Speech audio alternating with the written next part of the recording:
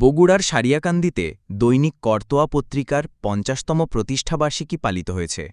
মঙ্গলবার সকালে public library and ক্লাবে আলোচনা সভা ও বর্ণাঢ্য র্যালির মধ্য দিয়ে পত্রিকার ৫০তম প্রতিষ্ঠাবার্ষিকী পালন করা হয়।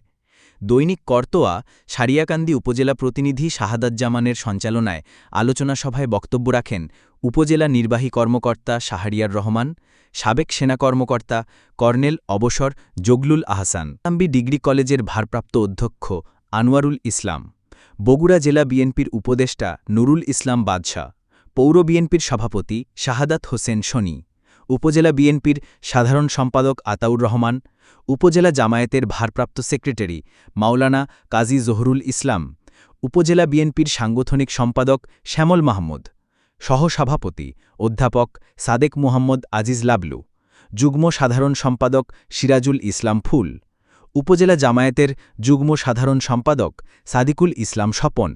সারিয়াকান্দি থানার এসআই আব্দুল খালেক, উপজেলা যুবদলের আহ্বায়ক মহিউদ্দিন মুন্সি,